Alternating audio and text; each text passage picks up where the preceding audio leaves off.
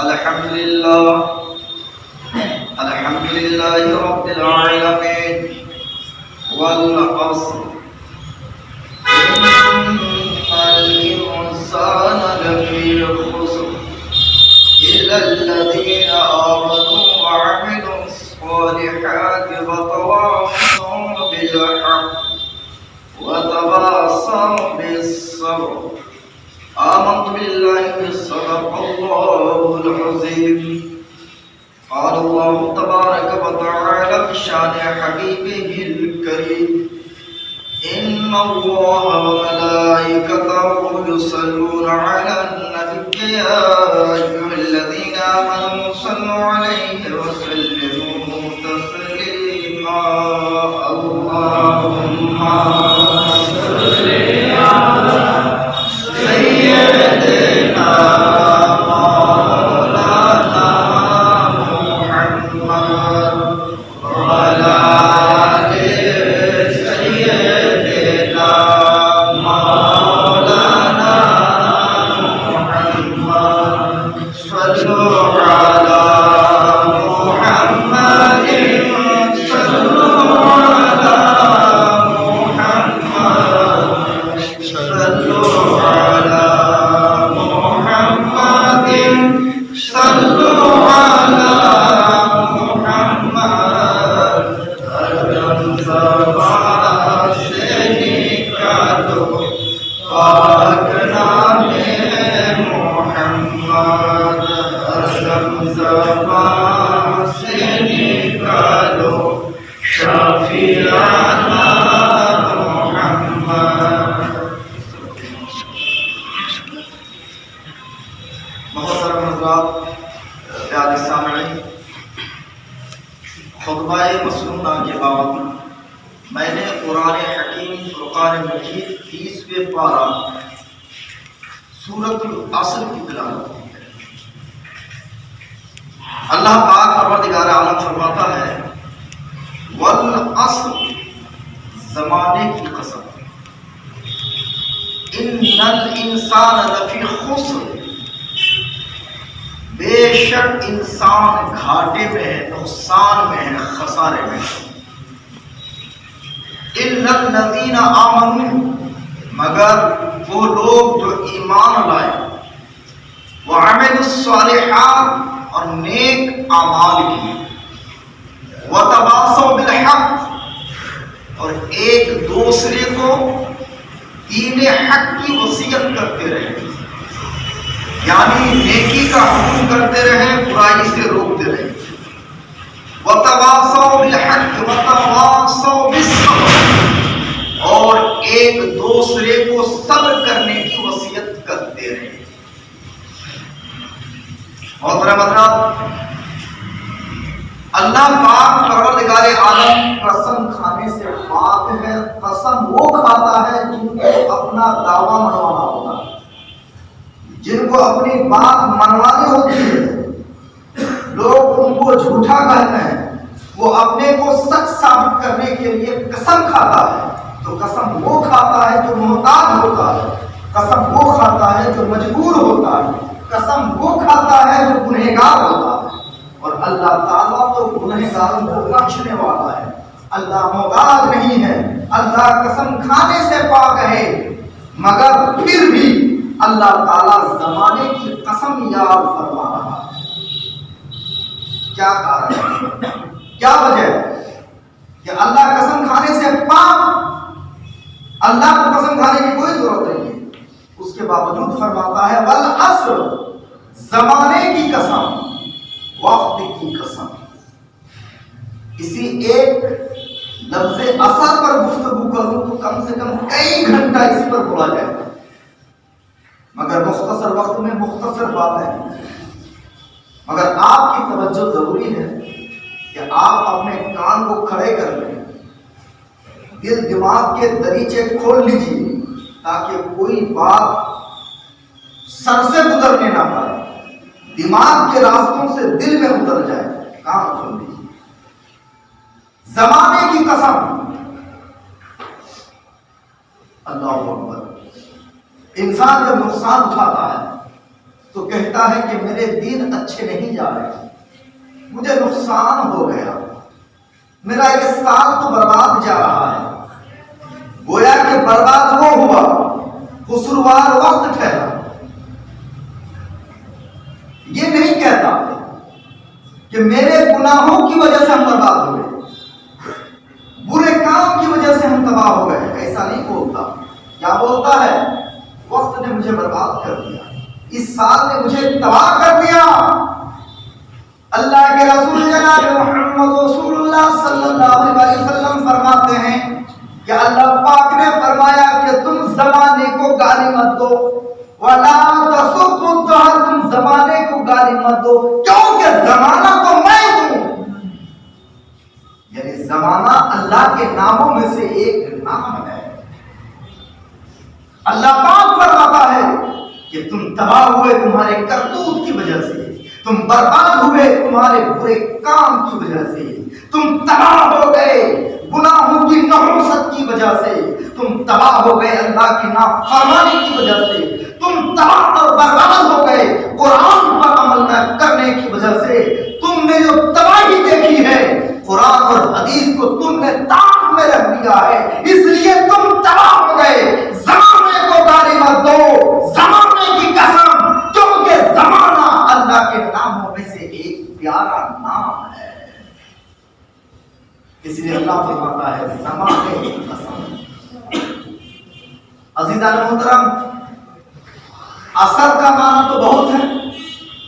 بعض مفسرین اور محققین محدثین فرماتے ہیں کہ اس سے مراد پورا ٹائم ہی ہے، یا تو اس کا معنی وقت اثر کی قسم ہے، کیونکہ وقت اثر وہ وقت ہے کہ اس میں نماز اثر ہے، اور نماز اثر کی حفاظت کی خاص تاکید آئی۔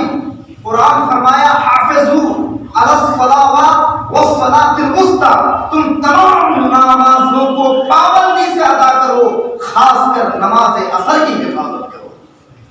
اس سے مراد یا تو اثر کے نماز کی قسم ہے، یا تو مراد اس سے اثر کا وہ وقت ہے کہ انسان انتقال جب بھی کرے، مگر بعض حضرات فرماتے ہیں کہ انسان انتقال جب بھی کرے مگر سوال جو ہوتا ہے وہ وقت اثر ہوتا ہے، اس اثر کے زمانے کی قسم۔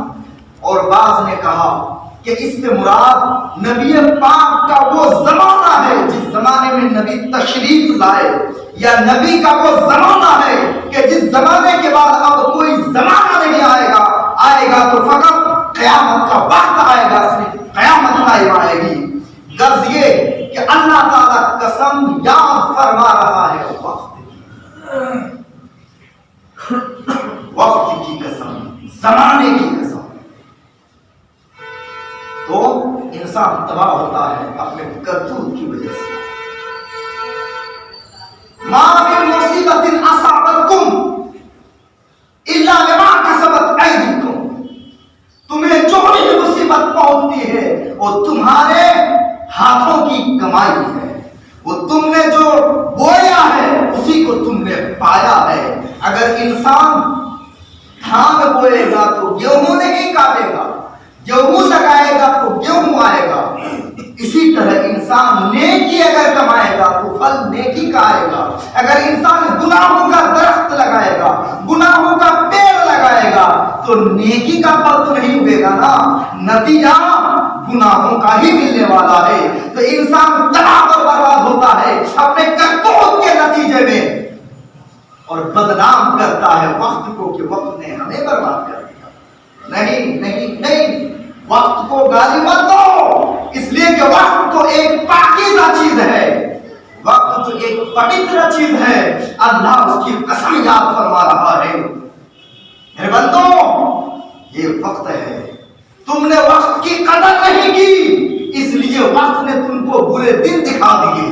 وقت نے کہا تھا صبح آتی ہے تو کہتی ہے کہ میں صبح کا وقت ہوں، میرے وقت میں روزی بٹتی ہے، تم سوئے رہو گے تو تم کو تو بھوکا ہی رہنا پڑے گا، پھر بعد میں کہو گے کہ وقت نے ہمیں بھوکا سلا دیا ہے۔ تو اللہ فرماتا ہے کہ نہیں، وقت نے تمہیں بھوکا نہیں سلایا، بلکہ تمہاری نیند نے تم کو بھوکا سلا دیا ہے۔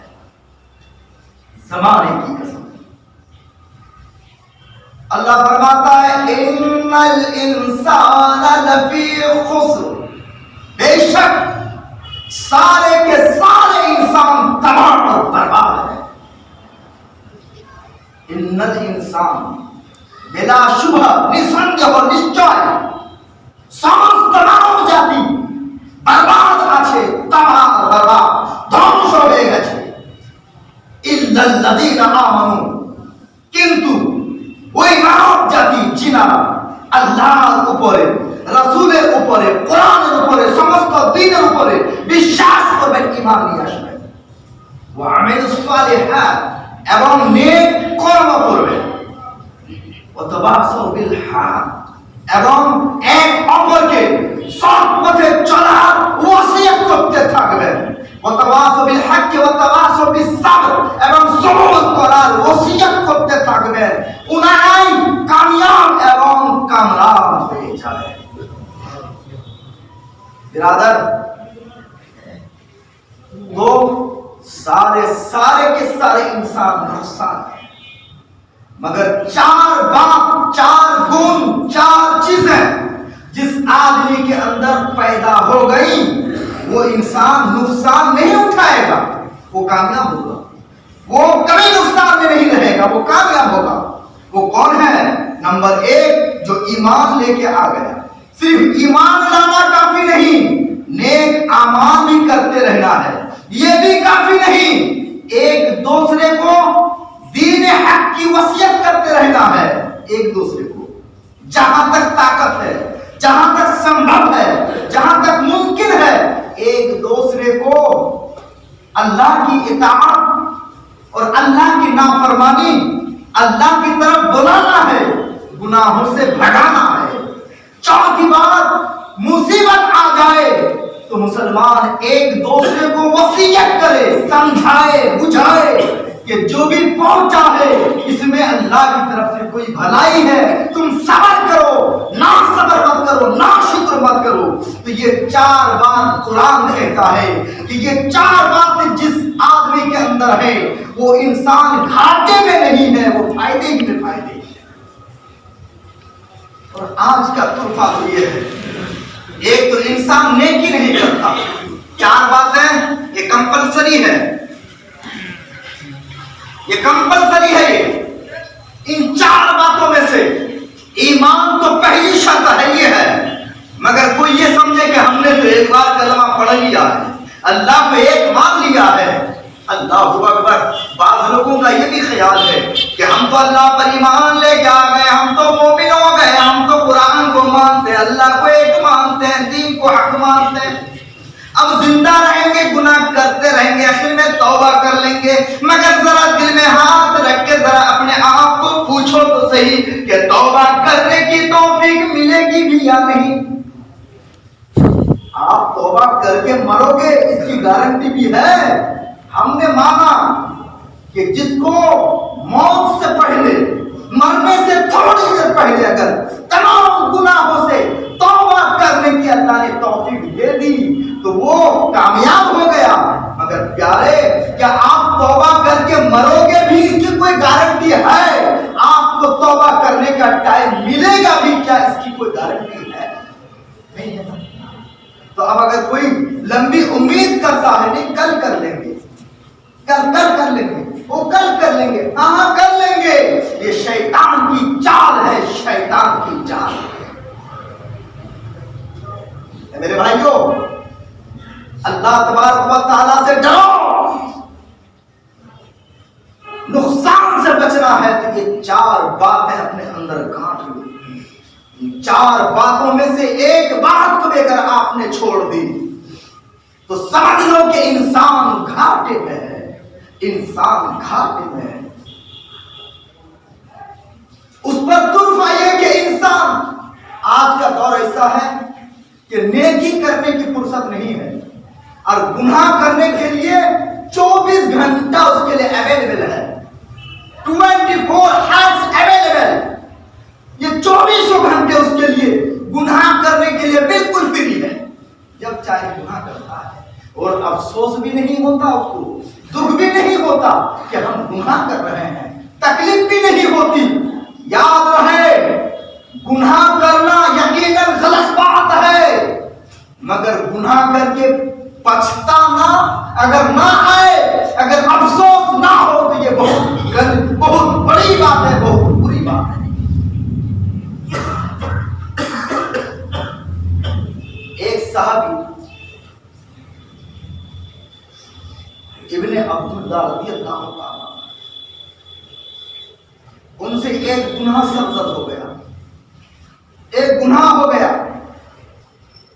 اس گناہ کے ہونے کی وجہ سے وہ پریشان ہو گیا کہ میں اللہ کو کیا منہ دکھاؤں گا، رسول اللہ کو کیا منہ دکھاؤں گا، پریشان ہو گیا۔ اب وہ شرم کے بارے میں پانی ہو گیا کہ مجھ سے یہ گناہ ہو گیا، میں اللہ کے رسول کو منہ کیا دکھاؤں گا، اللہ کی بارگاہ میں منہ کیا دکھاؤں گا۔ اللہ اکبر پیارے، صحابہ وہ ہوتا ہے کہ جس کو اللہ تعالیٰ دنیا میں ہی جنت کا ٹکٹ دے دیتا ہے۔ صحابی، ہر صحابی جنتی ہے، ہر صحابی جنتی ہے، اور ان کا جنتی ہونا گارنٹی ہے، یقینی ہے، قطعی ہے، قرآنی ہے یہ۔ اور ہم جو پتہ نہیں ہمارا کیا ٹھکانا ہوگا۔ ہر صحابی جنتی ہے۔ ایک گناہ ہو گیا تو شرم کی وجہ سے وہ رسول اللہ کو اپنا چہرہ نہیں دکھا رہے۔ جب وہ حضور کی بارگاہ میں نہیں گئے تو اللہ کے رسول حضرت سلمان فارسی سے پوچھا، اے سلمان، یہ ابن عبداللہ نہیں دکھ رہا ہے؟ عرض کیا رسول اللہ، اس گناہ کی وجہ سے وہ آپ کو اپنا منہ دکھانے میں شرم محسوس کر رہا ہے۔ اللہ کے رسول نے فرمایا چلو ہم خود ہی چل کے دیکھ لیتے ہیں۔ اللہ کے رسول نے حضرت سلمان فارسی کو لیا، آپ چلے ابن عبداللہ کے یہاں گئے۔ ابن عبداللہ نے جیسے ہی دیکھا کہ حضور تشریف لائے ہیں، سر جھکا لیا، سر کو جھکا لیا۔ سر جھکانے کے بعد اللہ کے رسول کی بارگاہ میں عرض کرتے ہیں، یا رسول اللہ، میں منہ دکھانے کے قابل نہیں ہوں، میں آپ کو اپنا چہرہ کیسے دکھاؤں، مجھ سے گناہ سرزد ہو گیا ہے۔ اللہ کے رسول بیٹھ جاتے ہیں اور ابن عبداللہ کے سر کو پکڑ کر رسول پاک نے اپنے گود میں رکھا، اپنے گود میں رکھا اور کہا، عبداللہ، اللہ اکبر پیارے، نبی کا گود ہے، کائنات میں اس گود سے بڑا اور اچھا کوئی گود نہیں ہو سکتا ہے، اور وہ سر جو نبی کے گود میں ہو اس سر سے بہتر سر بھی نہیں ہو سکتا ہے، مگر ایک گناہ کی وجہ سے شرم سے پریشان ہے، شرمسار ہے۔ نبی پاک صلی اللہ تبارک و تعالی علیہ وآلہ وسلم سر میں ہاتھ رکھ کر کے پھسلا رہے ہیں۔ حضرت ابن عبداللہ اپنے سر اقدس کو ہلکا ہلکا کر کے زمین پہ گراتے ہیں۔ اللہ اکبر۔ رسول پاک نے ارشاد فرمایا، پوچھا، اے ابن عبداللہ کیا بات ہے، کیوں پریشان ہو؟ میں سر اپنے گود میں لے رہا ہوں، تو زمین پہ کیوں پھیلا رہا ہے؟ ابن عبداللہ نے عرض کی، یا رسول اللہ علیہ السلام، میں گنہگار ہوں، آپ پوری کائنات میں سب سے بہتر ہے، مجھے شرم آتی ہے کہ میں آپ کے چہرے کو دیکھوں، میں نے گناہ کر لیا ہے۔ اللہ اکبر، اس لیے میں اپنا سر نیچے کر رہا ہوں۔ پھر نبی سر اوپر کرتے ہیں، وہ سر نیچے کرتے ہیں۔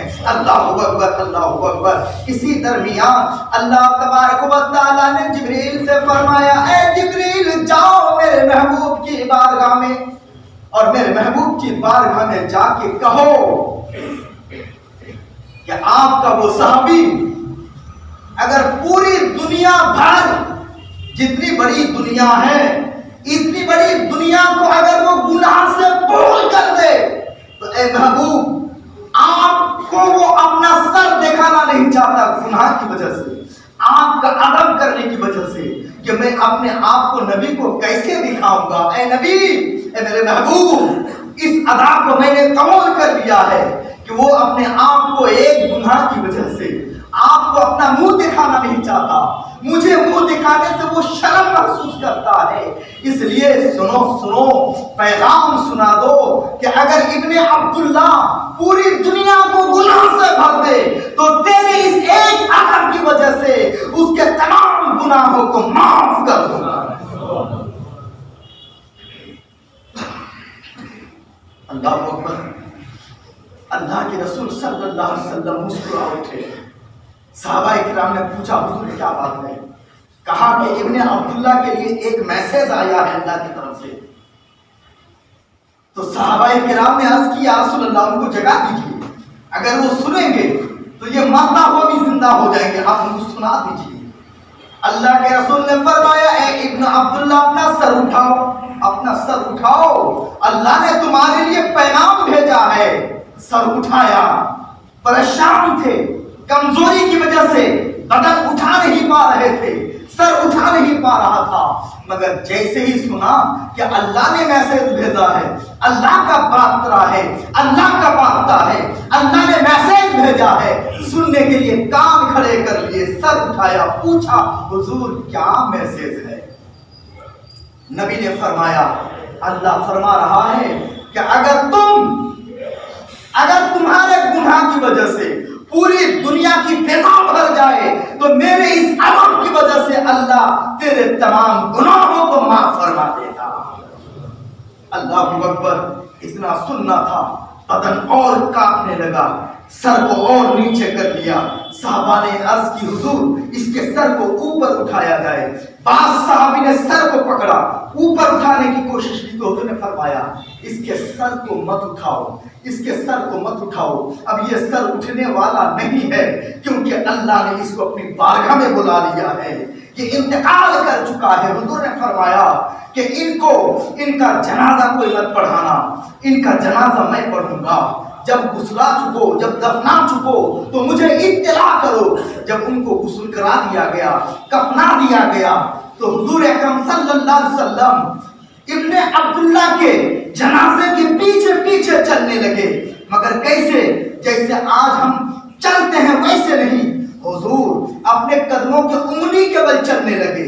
ہم تو پورا پاؤں بچھا کے چلتے ہیں، چلنا تو اسی طرح چاہیے، مگر آج حضور نے چلنے کا انداز بدل دیا ہے، پاؤں کے قدموں کے انگلیوں کے بل چلنے لگے۔ صحابہ کرام نے دیکھا تو تعجب کرنے لگے۔ تعجب تو ہوگا نا، کوئی آدمی اگر انگلی یوں کر کے چلے تو آپ کو تعجب ہوگا کہ کیا بات ہے حضور، کیا بات ہے پیر صاحب، آج آپ اس طرح کیوں چل رہے ہیں؟ تو صحابی نے پوچھا کہ یا رسول اللہ کیا بات ہے، بات سمجھ میں نہیں آ رہی ہے۔ تو اللہ کے رسول صلی اللہ علیہ وسلم نے فرمایا او میرے صحابہ، بات دراصل یہ ہے کہ اس نے ایک گناہ کیا تھا، اس گناہ کی وجہ سے وہ مجھے اپنا چہرہ نہیں دکھا رہا تھا، شرم محسوس کر رہا تھا، میرے ادب کی وجہ سے وہ اپنا سر اونچا نہیں کر رہا تھا۔ اللہ تبارک و تعالیٰ نے اس کے گناہ کو تو معاف کیا ہی ہے، اللہ نے اس پر رحم و کرم کا اتنا دریا بہا دیا ہے کہ آسمان کے کروڑوں فرشتے اس کے جنازے میں آ چکے ہیں، اور پورے مدینے کی پوری زمین میں فرشتے بھر چکے ہیں، پاؤں رکھنے کی جگہ نہیں مل رہی ہے، اس لیے میں انگلیوں کے بل چل رہا ہوں۔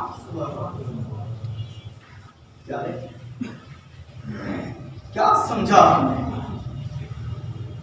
گناہ کون سا تھا؟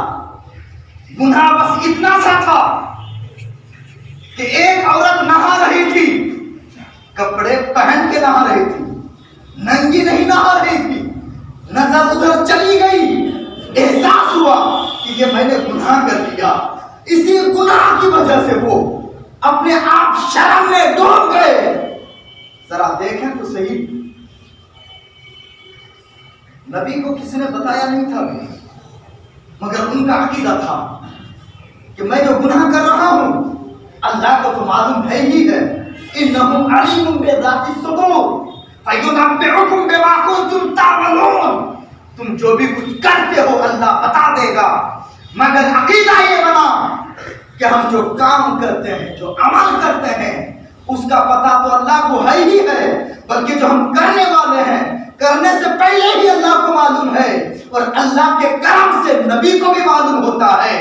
یہاں تک کہ حدیث شریف میں آتا ہے کہ جمعہ کے دن، بعض روایت میں آتا کہ پیر اور جمعہ کو، منڈے اور فرائیڈے، یہ دو دن کو اللہ کے حبیب جناب محمد رسول اللہ صلی اللہ علیہ وسلم کی بارگاہ میں امت کے اعمال پیش کیے جاتے ہیں، امت کے اعمال اچھے بھی برے بھی، بلکہ بعض روایتوں میں آیا کہ ماں باپ کے سامنے اب ان کی اولاد، ان کے بال بچے، ان کی سنتان کے نیک اور برے کام پیش کیے جاتے ہیں ماں باپ کے سامنے بھی۔ جب نیکی دیکھتے ہیں ماں باپ تو خوش ہوتے ہیں، جب اپنے بچوں کا گناہ دیکھتے ہیں تو ماں باپ قبر میں تڑپ جاتے ہیں۔ پیارے ذرا بتاؤ تو صحیح کہ اگر گناہوں کی وجہ سے ماں باپ تڑپ جائیں تو ان گناہوں کو دیکھ کر ہمارے نبی کو کتنی تکلیف پہنچتی ہوگی۔ ایک گناہ، اور یہ گناہ بھی اتنا بڑا گناہ نہیں تھا، زنا نہیں کر لیا تھا، نظر چلی گئی تھی، مگر اللہ کے رسول کے حضور اپنے آپ کو دکھانے سے گناہ محسوس کر رہے تھے، بے ادبی سمجھ رہے تھے، تو اللہ نے یہ انعام دیا کہ ان کی زندگی کے تمام گناہوں کو نہ کیول معاف کیا، آسمان کے کروڑوں فرشتوں کو ان کے جنازے میں بھیجا۔ اے مسلمان، اب 31 نائٹ آنے والی ہے، 31 دسمبر کی رات، گناہوں کی رات، نحوست کی رات۔ اس میں کیا ہوتا ہے؟ آج 24 دسمبر ہے، کل 25 ہے، یعنی کل کرسمس ڈے ہے ان کا۔ میری کرسمس ڈے لوگ اس میں بھی شریک ہوتے ہیں، اور پھر یہ جو 31 نائٹ ہے اس میں ہمارے مسلمان کے نوجوان بچے بھی جاتے ہیں اور اس میں گناہوں میں اس طرح ڈوب جاتے ہیں کہ اپنے آپ کو کھو جاتے ہیں کہ میں ہوں یا نہیں۔ اے مسلمان کے بچوں، اللہ تعالیٰ نے تمہیں یہ جوانی 31 نائٹ میں گناہوں میں ڈوبنے کے لیے نہیں بلکہ راتوں کو جاگ کر گناہوں سے توبہ کرنے کے لیے دیا ہے۔ اے مسلمانوں، ہماری نوجوان نسل تباہ اور برباد ہو رہی ہے۔ ایک تو عیسائیوں کے وہ دین مناتے ہیں، نعوذ باللہ من ذالک، اور عیسائی وہ دین وہ رات وہ مناتے ہیں۔ ان کا مقصد کیا ہوتا ہے؟ ان کا مقصد یہ ہوتا ہے کہ 25 دسمبر کو اللہ تعالیٰ نے حضرت عیسیٰ کو جنم دیا۔ بولیے استغفر اللہ۔ جنم ماں باپ دیتے ہیں، اللہ پیدا فرماتا ہے۔ حضرت عیسیٰ اللہ کی مخلوق ہے، نبی ہے مگر اللہ کی مخلوق ہے۔ وہ تین خدا کو ماننے والے ہیں۔ وہ کہتے ہیں کہ حضرت عیسیٰ کا باپ اللہ ہے اور ان کی ماں اس کی بیوی ہے۔ پڑھیے نعوذ باللہ من ذالک۔ اب تم وہاں کہو گے، کرسمس ڈے میں جاؤ گے، شریک ہوگے اور کہو گے good good, happy happy new year, آپ کہو گے؟ استغفر اللہ۔ اے مسلمانوں سنو، یہ کرسمس ڈے یہ ان کا تہوار ہے۔ جمعہ کے دن کوئی عیسائی نماز پڑھنے نہیں آتا۔ جب 12ویں شریف کو جلوس نکالا جاتا ہے تو کوئی غیر مسلم شریک نہیں ہوتا، کوئی عیسائی نہیں آتا، کوئی بھی نان مسلم اس میں شریک نہیں ہوتا، مگر بدقسمت ہے یہ نوجوان مسلمان کہ غیر مسلموں کے تہواروں میں یہ خوشی خوشی شریک ہوتے ہیں اور اس میں آنند ہوتے ہیں اور وہ سمجھتے ہیں کہ یہ ہمارے لیے خوشی کے لمحات، ڈوب مرنے کی بات، ڈوب مرنے کا یہ مقام ہے۔ اے مسلمانوں یاد رہے، مسلمانوں اللہ تبارک و تعالیٰ کی طرف سے ہمیں جو نیا سال ملا ہے وہ محرم سے ہمارا اسلامی آغاز ہوتا ہے، اسلامی سال کا محرم کی پہلی تاریخ سے۔ یاد رہے 31 نائٹ اور اس کے بعد ہی 1 جنوری، یہ تو عیسائیوں کی تاریخ ہے۔ میں چیلنج کے ساتھ کہہ سکتا ہوں، یہاں بہت پروفیسر ہوں گے، یہاں بہت بڑے ڈکٹیٹرز لوگ بھی ہوں گے، بہت بڑے پڑھے لکھے لوگ بھی ہوں گے، بہت بڑے سائنٹسٹ بھی ہوں گے، اگر کوئی ثابت کر دے کہ 1 جنوری کی تاریخ یہ ہندوستان کی تاریخ ہے تو پوری زندگی بھر میں اس کی غلامی کروں گا۔ نہیں نہیں نہیں، یہ ہندوستان کی تاریخ نہیں ہے، یہ تو عیسائیوں کی دی ہوئی تاریخ ہے، یہ عیسائیوں کی دی ہوئی تاریخ ہے۔ پیارے اے مسلمانوں، چلو ہم یہ نہیں کہتے کہ غلط ہے، چل پڑی ہے، ہم اس کو غلط نہیں کہہ سکتے ہیں، لیکن یاد رہے اس میں آپ نیو ہیپی یار بھی آپ یوں کہہ لیں تو بھی ناجائز نہیں ہے۔ کچھ لوگ کہتے ہیں اگر اس میں ہم شریک نہیں ہوں گے تو لوگ یہ کہیں گے یہ دیکھیے کٹر پنتھی ہے. کٹر پنتھی یہ نہیں ہے. کٹر پنتھی یہ ہے کہ اگر نان مسلم پر ظلم ہوتا ہو، غیر مسلم پر ظلم ہوتا ہو، عیسائی پر ظلم ہوتا ہو، وہاں دھرم نہیں دیکھا جائے گا، وہاں آپ کے دھرم کا کرم دیکھا جائے گا، چاہے کسی بھی دھرم کا ہو. اگر مجبور ہے سہارا دو، بھوکا ہے کھلاؤ، اگر ننگا ہے کپڑا پہناؤ. یہ ہے اس کا ساتھ دینا. نہ یہ کہ آپ نماز پڑھو گے تو وہ بھی آپ کے ساتھ کے نماز پڑھنے والے ہیں. جب ایسا نہیں ہے تو جب وہ ان کا تہوار منائے تو مسلمانوں کے لیے حلال نہیں ہے کہ وہ اس میں شریک ہو کر کے نیو ہیپی ایئر وہ کرے. ایسا ہرگز اجازت نہیں ہے. اور جانتے ہیں اس رات میں نعوذ باللہ من ذالک شراب نوشی ہوتی ہے، اس میں جوئے کے اڈے کھولے جاتے ہیں، یہاں پہ تو میوزک بجتے ہیں، ڈی جے بجائے جاتے ہیں، عیاشیاں ہوتی ہیں، لڑکیاں ڈانس کرتی ہیں. نہ جانے کون کون سا گناہ ہوتا ہے اس رات میں. اس میں تو نان مسلم جاتے ہی ہے، عیسائی تو جاتے ہی ہے. نیو ہیپی ایئر کے نام پر نعوذ باللہ من ذالک بہت ساری ماں بہنوں کی عزت ہوتی ہے. اس میں مسلمانوں کا بچہ بھی شریک ہوتا ہے اور کہتا ہے کہ ہم خوشی منا رہے ہیں. استغفر اللہ، کس چیز کی خوشی منا رہے ہیں ہم؟ یہ خوشی نہیں ہے، یہ تباہی اور بربادی ہے. اس لیے قرآن نے کہا ان الانسان لفی خسر، بے شک سارے انسان گھاٹے میں ہیں مگر وہ انسان جو ایمان لے کے آیا، نیک عمل کرتا رہا اور ایک دوسرے کو دین حق کی وصیت کرتا رہا، ایک دوسرے کو دین حق کی دعوت دیتا رہا. چوتھے نمبر ایک دوسرے کو صبر کی وصیت کرتا رہا. ان باتوں کو، ان 4 باتوں کا جو جامع پہن لے گا وہ یہاں بھی کامیاب ہوگا، آخرت میں بھی کامیاب.